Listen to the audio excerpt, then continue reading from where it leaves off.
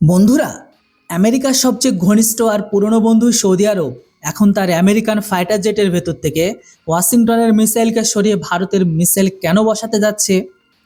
শেষ পর্যন্ত এমন কি ঘটল যে কাল পর্যন্ত পশ্চিমা দেশগুলির ব্যয়বহুল অস্ত্রের ওপর চোখ বন্ধ করে ভরসা করা উপসাগরীয় দেশগুলি হঠাৎ করে ডিআরডিওর দরজায় লাইন গিয়ে দাঁড়ালো? কিভাবে একসঙ্গে 6টি দেশ একটি মিসাইলের জন্য ঝাঁপিয়ে পড়ল?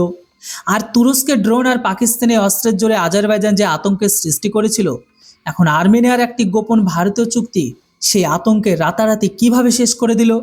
এবং সব থেকে বড় প্রশ্ন, না আছে আমেরিকার কাটসাইনের ভয়, না আছে ভ্লাদিমির পুতিনের বাধ্যবাধকতা। অবশেষে ইন্দোনেশিয়া ভারতের সঙ্গে মিলে এমন কোন ব্রহ্মাস্ত্র তৈরি করে ফেলেছে যা সাউথ চায়না সি মানে দক্ষিণ চীন সাগরের ভেতরে চীনা ড্রাগনের রাতের ঘুমকে উড়িয়ে দিয়েছে। নমস্কার বন্ধুরা, আমি দীপ আর আপনারা দেখছেন আপডেট ইন্ডিয়া বাংলা।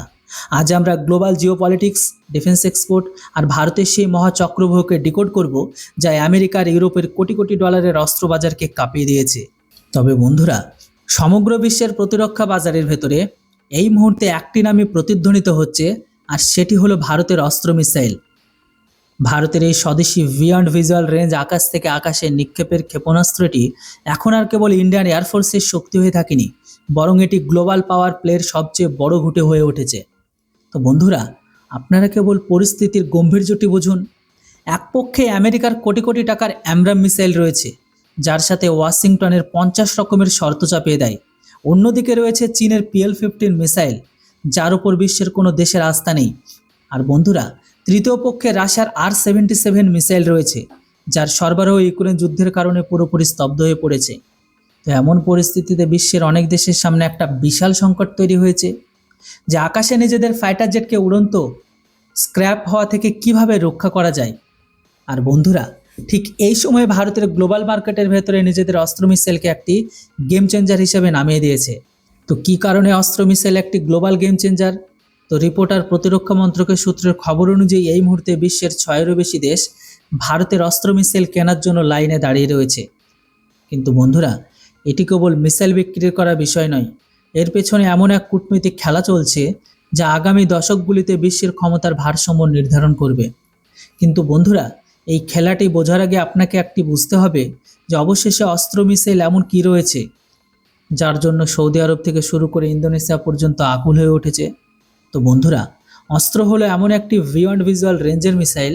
সহজ ভাষায় বলতে গেলে এটি এমন একটি অস্ত্র যার মাধ্যমে পাইলট তার শত্রুকে না দেখে 100 কিলোমিটারের বেশি দূর থেকে আকাশেই ভস্ম করে দিতে পারে।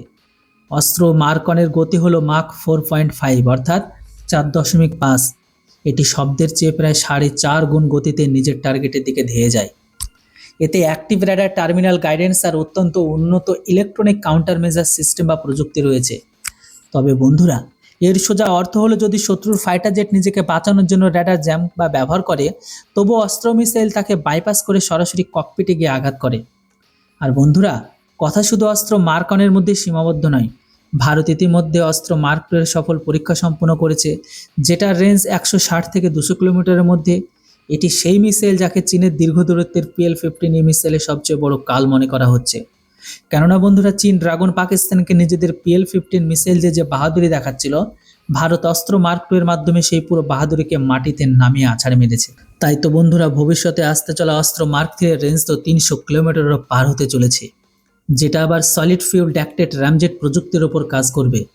এখন বন্ধুরা, একটু ভেবেই দেখুন, যদি আপনার কাছে এত ডেডলি অস্ত্র থাকে, তবে বিশ্ব কেন তা কিনতে চাইবে না? তবে বন্ধুরা, প্রথমে কথা বলা যাক সেই দেশটির বিষয়ে, যে আমেরিকার প্রতিরক্ষা বিভাগে পেন্টাগনের ভেতরে সবচেয়ে বড় অস্বস্তি তৈরি করে দিয়েছে। কেননা বন্ধুরা, আমরা সৌদি আরবের কথা বলছি এখানে। সৌদি আরবের রয়্যাল এয়ারফোর্সের কাছে মূলত আমেরিকার F-15 আর ব্রিটিশ ইউরোফাইটার টাইফুনের মতো পশ্চিমা ফাইটার জেটের বহর রয়েছে। সেখানে অস্ত্র মার্কন বনাম চীনের PL-15 ধ্বংস করা হয়েছে। দশক ধরে সৌদি আরবের অস্ত্রের জন্য আমেরিকা এবং ইউরোপের ওপর পুরোপুরি নির্ভরশীল ছিল এরা। কিন্তু বন্ধুরা, গত কয়েক বছরে যে সমস্ত ভূ রাজনৈতিক পরিবর্তন এসেছে তা রিয়াদের চোখ খুলে দিয়েছে। আমেরিকা যখনই অস্ত্র বিক্রি করে, এর সাথে প্রচুর রাজনৈতিক শর্ত চাপিয়ে দেয়। তা মানবাধিকারের বিষয় হোক বা মিডল ইস্টের রাজনীতি, থাকবে। সেখানে আমেরিকা সবসময় স্পেয়ার পার্টসের সরবরাহ বন্ধ করে সৌদি আরবকে ব্ল্যাকমেলিং করতে থাকে। তবে বন্ধুরা, সৌদি আরব তাদের ভিশন 2030-এর মাধ্যমে এই ব্ল্যাকমেলিং থেকে চিরতরে মুক্ত হতে চায়। আর এখানেই তো ভারতের এন্ট্রি হয়। সৌদি আরব তাদের F-15 এবং ইউরোফাইটার টাইফনের যুদ্ধবিমানের সাথে ভারতের অস্ত্র মিসাইল ব্যবহারের সম্ভাবনার উপর সবথেকে বেশি আলোচনা করছে। আর এটি কোনো ছোটোখাটো বিষয় নয়। পশ্চিমা প্ল্যাটফর্মের ওপর কোনো ভারতীয় মিসাইলের সংযোজন হওয়া গ্লোবাল ডিফেন্স মার্কেটের ভেতরে ভূমিকম্প আনার সমান। তবে বন্ধুরা, সৌদি আরব জানে যে অস্ত্র মিসাইলের খরচ আমেরিকান অ্যামরাম মিসাইলের তুলনায় অনেক কম। এর জ্যামিংরোধী প্রযুক্তি অনেক উন্নত। আর সবচেয়ে বড় কথা, ভারত কখনোই অস্ত্রের আড়ালে কোনো দেশের সার্বভৌমত্বের সাথে ব্ল্যাকমেলিং খেলা বা শর্তকে চাপায় না। এর আগে যখন ইউএই ভারতের ব্রহ্মোস সুপারসনিক ক্রুজ মিসাইল আগ্রহ দেখেছিল, তখন শুরুর দিকে সৌদি আরবের কিছু প্রতিরক্ষা বিশেষজ্ঞের তরফ থেকে তীব্র প্রতিক্রিয়া এসেছিল, আসাটা স্বাভাবিক। কিন্তু এখন যখন তারা ভারতীয় অস্ত্রের শর্তহীন নীতি আর নিখুঁত লক্ষ্যভেদের সিক্রেট রিপোর্টের বিশ্লেষণ করলো, তখন উপসাগরীয় দেশগুলির দৃষ্টিভঙ্গি রাতারাতি বদলে গেল। আজ সেই বিশেষজ্ঞরাই বলছেন যে ভারতীয় মিসাইলগুলো পুরো মিডল ইস্টের সুরক্ষার জন্য সবচেয়ে প্রয়োজনীয় বিকল্প হয়ে উঠেছে। কিন্তু বন্ধুরা, সৌদি আরব তো এই গ্লোবাল চেস্টবোর্ডের কেবল একটি ঘটি মাত্র। আসল খেলা তো আর্মেনিয়ার ভেতরে চলছে। কেননা সৌদি আরব আমেরিকান মিসাইল বর্জন করছে। আর্মেনিয়া এই মুহূর্তে ভারতের অস্ত্রের সবচেয়ে বড় আর সবচেয়ে বিশ্বস্ত খরিদ্দার হয়ে উঠেছে। Pinaka rocket launcher system, Akash air defence system, Swathi weapon locating radar. এরপর আর্মেনিয়ার নজর পুরোপুরি আটকে রয়েছে অস্ত্র মিসাইলের ওপর। এর পেছনে বন্ধুরা অনেক ভয়ঙ্কর আর কৌশলগত কারণও রয়েছে। 2020 সালে নাগার্নো কারাবাখের যুদ্ধে আজারবাইজান তুরস্কের বাইরাক্তার ড্রোন আর পাকিস্তানের অস্ত্রের সহায়তার জোরে আর্মেনিয়ার ভারী ক্ষতি করেছিল। সেই সময় বন্ধুরা আর্মেনিয়ার কাছে রাশিয়ার কোনো বা কেনা 4টি সুখোই 30 SM ফাইটার জেট তো ছিলই, সেগুলির কাছে কোনো দীর্ঘ দূরত্বের আকাশ থেকে আকাশে মার করার মতন কোনো মিসাইলে ছিল না। আর মিসাইল ছাড়া সেই সুখোই ফাইটার জেটগুলি মাটিতে পড়ে থাকা বা কোনো দামি খেলনার চেয়ে বেশি কিছু নয়। সহজ ভাষায়, বন্দুকের ভেতরে গুলি ছাড়া যেমন মূল্য, ঠিক তেমনই। আর আর্মেনিয়া এই কথাটি ভালোভাবে বুঝতে পারল যে কেবল ফাইটার জেট থাকলেই কিছু হবে না, তার দাঁত অর্থাৎ মিসাইল থাকা অত্যন্ত জরুরি। আর এই বিষয়ে ভারতের চেয়ে ভালো পার্টনার আর কেউ হতেই পারে না। ভারত বিশ্বের মধ্যে সুখোই 30 ফাইটার জেটের সবচেয়ে বড় অপারেটর। ভারতীয় বিমান বাহিনী অস্ত্র মিসাইলকে নিজেদের সুখোই 30 MK এর ওপর অনেক আগেই পুরোপুরি ইন্টিগ্রেটেড করে ফেলেছে এবং এর অনেক সফল পরীক্ষা হয়ে গেছে। ফলে বন্ধুরা, আর্মেনিয়ার জন্য ভারতের অস্ত্র মিসাইল কেনা একটি ready to use plug and play মডিউলের বছরের ফেব্রুয়ারিতে যখন ভারতের তৎকালীন chief and defence staff general Anil Chauhan আর্মেনিয়ার সফর করেছিল, তখন দুই দেশের মধ্যে মেগাডিল নিয়ে অনেক গভীর আলোচনা হয়েছিল। আর্মেনিয়া এখন নিজেদের সুখোই বহরের আধুনিকরণের জন্য ভারতের অভিজ্ঞতা পুরো ফায়দা তুলতে চায়। তবে বন্ধুরা, ভাবুন তো, যেমনই আর্মেনিয়ার সুখোই জেটে ভারতের অস্ত্র মিসাইল লোড করা যাবে, আজারবাইজান জেনারেলদের যে ঘুম উড়বে, তার সরাসরি প্রভাব কিন্তু তুরস্ক আর পাকিস্তানের অস্ত্র বাজারের উপরই পড়তে চলেছে। আর্মেনিয়ার আকাশে ভারতীয় মিসাইল তুরস্কের ড্রোনগুলির জন্য সাক্ষাৎ মরণ হয়ে ঘুরে বেড়াবে।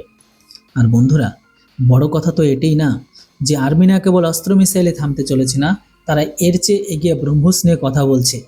দূরে এগিয়ে নিয়েছে। খুব শীঘ্রই তাদের দাবি যেন তাদের ব্রহ্মোস সরবরাহ করে। আর যদি ব্রহ্মোস তারা পেয়ে যায়, তবে এরপর খেলা পুরোপুরি বদলে যাবে। আর বন্ধুরা, আপনাদের যদি মনে হয় গল্প এখানেই শেষ, তবে আপনারা একটু ভুল ভাবছেন। আসলে ঝড় তো সাউথ চায়না সির মুখে দাঁড়িয়ে রয়েছে, যেখানে ইন্দোনেশিয়া এমন এক সিদ্ধান্ত নিয়েছে যা সরাসরি চীনে বসে থাকা চীনা কমিউনিস্ট পার্টির কর্মকর্তাদের দুশ্চিন্তায় ফেলে দিয়েছে। হ্যাঁ বন্ধুরা, প্রধানমন্ত্রী মোদী সাম্প্রতিক সময়ে ইন্দোনেশিয়া সফরের সময় দুই দেশের মধ্যে তুরস্ককে মোকাবিলায় আর্মেনিয়ার গোপনে ভারতীয় চুক্তি ব্রহ্মোস মিসাইলের পাশাপাশি এয়ার টু এয়ার মিসাইলের সহযোগিতার উপর আলোচনা হয়েছিল, আর তাতে সম্মতি তৈরি হয়। এই সহযোগিতা সরাসরি অস্ত্র মিসাইলের সাথে যুক্ত। ইন্দোনেশিয়ার সামনে এই মুহূর্তে একটা বিশাল ধর্মীয় সংকট রয়েছে। তাদের বিমান বাহিনীর কাছে রাশিয়ান মূল্যের সুখোই 27, সুখোই 35 জেটের এক বড় বহর রয়েছে। সাধারণত এই জেটগুলিতে রাশিয়ার R-77 মিসাইল ব্যবহার হয়, কিন্তু আমেরিকার কঠোর কাটসা আইনের অধীনে ইন্দোনেশিয়া রাশিয়া থেকে নতুন অস্ত্র কেনার সাহস জোগাতে পারে না। আমেরিকা স্পষ্ট জানিয়েছে এই দেশ রাশিয়া থেকে অস্ত্র কিনবে, তার উপর কঠোর থেকে কঠোরতম অর্থনৈতিক নিষেধাজ্ঞা আরোপ করা হবে। অন্যদিকে রাশিয়া নিজেই ইউক্রেন যুদ্ধে জড়িয়ে রয়েছে, তার পুরো অস্ত্রশিল্প নিজেদের সেনাবাহিনীর চাহিদা মেটাতে হাঁপিয়ে উঠেছে। এমন পরিস্থিতিতে ইন্দোনেশিয়া তাদের ফাইটার জেটের জন্য স্পেয়ার পার্টস আর নতুন মিসাইল কোথা থেকে আনবে? আর ভারত তার উপর দক্ষিণ চীন সাগরে চীনা নৌবাহিনী আর বিমান বাহিনী ক্রমাগত নিজেদের আগ্রাসন দেখাচ্ছে। এমন কঠিন সময়ে ভারত ইন্দোনেশিয়ার জন্য সবথেকে বড় সংকটমোচনকারী হিসাবে আবির্ভূত হয়েছে। ভারত ইন্দোনেশিয়াকে অস্ত্র মিসাইলের অফার দিয়েছে, কারণ বন্ধুরা, ভারত আগেই নিজেদের সুখোই 30 জেটের অস্ত্র বা অস্ত্র একীকরণে শেষ করেছে, ফলে ইন্দোনেশিয়ার মুখে সুখোই জেটের জন্য যে একটি পারফেক্ট আর আইনি সমাধান সেটা তারা বুঝে গেছে। কেননা এতে না আছে আমেরিকান কাটসাইনের কোনো দুশ্চিন্তা, না পুতিনের সাপ্লাই চেনের উপর নির্ভরতা, আর না কোনো সংকট, আর না আছে কোনো চীনা অস্ত্রের কোনো ভয়। ইন্দোনেশিয়া যদি অস্ত্র মিসাইল কেনে, চীনের J-20 ফাইটার জেটকে সরাসরি চ্যালেঞ্জ জানানোর যোগ্য হয়ে উঠবে। তো বন্ধুরা, ইন্দোনেশিয়ার এই পদক্ষেপ ফিলিপাইন আর ভিয়েতনামের মতো দেশগুলোর জন্য একটি বড় রাস্তা খুলে দিচ্ছে, যারা আগেই ভারতীয় ব্রহ্মোস আর আকাশ সিস্টেমেরকে দারুণ আগ্রহ দেখেছিল কেনার জন্য। আর ফিলিপাইন তো তা কিনেও নিয়েছে। এখন বন্ধুরা, আপনাদের মনে নিশ্চয়ই প্রশ্ন আসছে, যদি বিশ্বের এতগুলি দেশ অস্ত্র মিসাইল চায়, তবে ভারতের কাছে কি রাতারাতি এত মিসাইল তৈরি করার সক্ষমতা রয়েছে? তো বন্ধুরা, এখানে মোদী সরকারের সেই মাস্টার স্ট্রোক সামনে আসে, যা দেশের প্রতিরক্ষা উৎপাদন খাতকে পুরোপুরি বদলে দিয়েছে। এই যাবৎকাল অস্ত্র মিসাইলের উৎপাদন মূলত সরকারি সংস্থা ভারত ডাইনামিক্স লিমিটেড দ্বারা করা হচ্ছিল, কিন্তু দক্ষিণ চীন সাগরে ইন্দোনেশিয়ার মাস্টার স্ট্রোক কিন্তু ভারতীয় বিমান বাহিনী, নৌবাহিনী, রাফাল মেরিন, তেজস মার্ক অনেতে সুখোই জেটের নিজেদের চাহিদার সাথে সাথে গ্লোবাল মার্কেট থেকে আসা এই বাম্পার চাহিদা দেখে একা BDL এর পক্ষে সরবরাহ করা হয়। তবে তেজস মার্ক অনেতে সুখোই জেটের নিজেদের চাহিদার সাথে সাথে গ্লোবাল মার্কেটে থেকে আসা এই বাম্পার চাহিদা দেখে একা BDL এর পক্ষে সরবরাহ করা অসম্ভব। ফলে প্রতিরক্ষা মন্ত্রক এক অত্যন্ত কঠোর আর ঐতিহাসিক নীতিগত সিদ্ধান্ত নিয়েছে। প্রথমবারের মতো DRDO দ্বারা প্রস্তুতকৃত অত্যাধুনিক অস্ত্র মার্ক 2 মিসাইল উৎপাদনের জন্য প্রাইভেট সেক্টরকে নামানোর সিদ্ধান্ত নেওয়া হয়েছে। তো বন্ধুরা, সরকার খুব শীঘ্রই এর জন্য রিকোয়েস্ট ফর প্রপোজাল জারি করতে চলেছে, এবং এতে tata group, Mahindra defence, Adani defence, Bharat force এবং আইকমের মতো ভারতের অন্যতম প্রাইভেট কোম্পানিগুলোর অংশ নিতে চলেছে। এটি কোনো সাধারণ খবর নয় যে কোনো দেশের আকাশ থেকে আকাশ মারার করার মতো বা সবচেয়ে অ্যাডভান্স মিসাইলের প্রযুক্তি প্রাইভেট সেক্টরের হাতে তুলে দেওয়া। এটি প্রমাণ করে যে সরকার নিজেদের প্রাইভেট সেক্টরের ওপর কতটা গভীর আস্থা রাখে। তো বন্ধুরা, যখন টাটা, আদানি, মহিন্দ্রার মতো কোম্পানিগুলোর কারখানা অস্ত্র মিসাইল তৈরি হওয়া শুরু হবে, তখন উৎপাদনের গতি, কোয়ালিটি কন্ট্রোল এবার গ্লোবাল ডেলিভারি স্কেল বহুগুণ বেড়ে যাবে। প্রাইভেট সেক্টরের প্রবেশের ফলে দেশের ভেতরে উৎপাদন ইউনিট গড়ে উঠবে, সাপ্লাই চেনের এক বিশাল নেটওয়ার্ক তৈরি হবে, আর সবচেয়ে বড় কথা, বিদেশি খরিদ্দারের সময় মতো ডেলিভারি ফুল গ্যারান্টি পাওয়া যাবে। তো বন্ধুরা, ওয়েস্টার্ন কান্ট্রিগুলো নিজেদের অস্ত্র এই কারণে বিশ্বজুড়ে বিক্রি করতে পারে, কারণ সেখানে লকহিড মার্টিন বা বোরিংয়ের মতো প্রাইভেট কোম্পানিগুলো মাস প্রোডাকশন করে। ভারত এখন ঠিক সেই পথেই হাঁটছে, কিন্তু বন্ধুরা নিজেদের শর্তে এগিয়ে যাচ্ছে। যখন কোনো দেশ আপনার মিসাইল বা ফাইটার জেট কেনে, তখন সে আগামী 30 থেকে 40 বছরের জন্য স্পেয়ার পার্ট, ট্রেনিং, মেনটেন্যান্স আর আপগ্রেডেশনের জন্য আপনার সাথে যুক্ত হয়ে যায়। তো বন্ধুরা, এটাকে জিওপলিটিক্সের ভাষায় কৌশলগত লিভারেজ বলা হয়। যখন আর্মেনিয়া অস্ত্র চালাবে, যখন ফিলিপাইন ব্রহ্মোস মোতায়েন করবে, আর যখন সৌদি আরব বা মিশর ভারতের তেজস আর অস্ত্র কমিউনিকেশন ব্যবহার করবে, তখন আন্তর্জাতিক মঞ্চে যেমন ইউনাইটেড নেশন এই দেশগুলোকে কখনোই ভারতের বিরুদ্ধে ভেটে দেওয়ার আগে 100 বার ভাববে। কেননা টাটার আদানি গ্রুপের উৎপাদন কেন্দ্র মাস্টার প্ল্যান। কেননা বন্ধুরা, ভারত বিশ্বের সামনে এটি প্রমাণ করেছে যে তারা চীনের মতো নিম্নমানের ঋণের জালে ফাঁসানোর মতো অস্ত্র বিক্রি করে না। তারা আমেরিকার মতো অস্ত্রের সাথে রাজনৈতিক গোলামির শর্ত চাপিয়ে দেয় না। ভারত একটি নির্ভরযোগ্য, হাইটেক আর অ্যাফোর্ডেবল বিকল্প দিচ্ছে, যা উন্নয়নশীল আর মধ্যম আয়ের দেশগুলোর জন্য খুবই সাশ্রয়ী, তাদের সার্বভৌমত্বকে পূর্ণ আর সম্মান জানায়। তো বন্ধুরা, ওয়েস্টার্ন কান্ট্রির কোটি কোটি ডলারের অস্ত্রের বাজারে যে আতঙ্কের সৃষ্টি হয়েছে তা অকারণ নয়। দশক ধরে আমেরিকা আর ইউরোপ গ্লোবাল সাউথের দেশগুলিকে এটি দেখিয়ে ডরিয়ে আসছিল বা ভয় পাইয়ে আসছিল, যদি আকাশে রাজত্ব করতে হয় তবে তাদের কোটি কোটি ডলার খরচ করেই তাদের দামি অস্ত্র কিনতে হবে। কিন্তু বন্ধুরা, ভারতের অস্ত্র মিসাইল এই পুরো ন্যারেটিভকে চুরমার করে দিয়েছে। অপারেশন সিঁদুরের মতো সামরিক দৃশ্যপটের পর এটা প্রমাণিত হয়ে গেছে, যখন কথা রিয়েল কম্ব্যাটের আসে, তখন ভারতীয় অস্ত্র নিজেদের ক্ষমতার উপর 100% খাঁটি প্রমাণিত হয়। তো বন্ধুরা, লং রেঞ্জ দুর্দান্ত জ্যামিংরোধী প্রযুক্তি পশ্চিমা মিসাইলের তুলনায় অর্ধেক দামের চেয়েও কম হওয়া হলো অস্ত্রের সবচেয়ে বড় শক্তি। তো বন্ধুরা, এটি মেক ইন ইন্ডিয়া আর মেক ফর দ্য ওয়ার্ল্ড এমন এক নিখুঁত উদাহরণ, যা আগামী দিনে বিশ্বজুড়ে ডিফেন্স থিঙ্ক ট্যাঙ্কগুলোকে কেস স্টাডি হতে চলেছে। তো বন্ধুরা, ভারতের এই কূটনৈতিক প্রভাব সরাসরি চীন পাকিস্তানের প্রতিরক্ষা জোটের ওপর পড়তে চলেছে। পাকিস্তান পুরোপুরি চীনের PL-15 আর J-10C ফাইটার জেটের উপর নির্ভরশীল হয়ে পড়েছে। কিন্তু বন্ধুরা, অন্যদিকে ভারত নিজেদের তেজস, রাফাল, সুখোই বহরকে অস্ত্র মার্ক 2 আসতে চলা সামনের দিনে মার্ক 3 দিয়ে সজ্জিত করে আকাশপথে যে আধিপত্য তৈরি করবে, তার কোনো তোড় ইসলামাবাদের কাছে নেই। আর যে চীন নিজেকে এশিয়ার একমাত্র মোড়ল মনে করত, আজ সে দেখছে কিভাবে ভারত তার প্রতিবেশী ভিয়েতনাম, ফিলিপাইন, ইন্দোনেশিয়াকে মারাত্মক অস্ত্রে সজ্জিত করে এক দৃশ্য লক্ষণরেখা টেনে দিচ্ছে। তো এটি তো বন্ধুরা স্ট্র্যাটেজিক ঘেরাওয়ের বিষয়, যার টেস্ট চীনকে অনেক আগেই পাইয়ে দিয়েছে।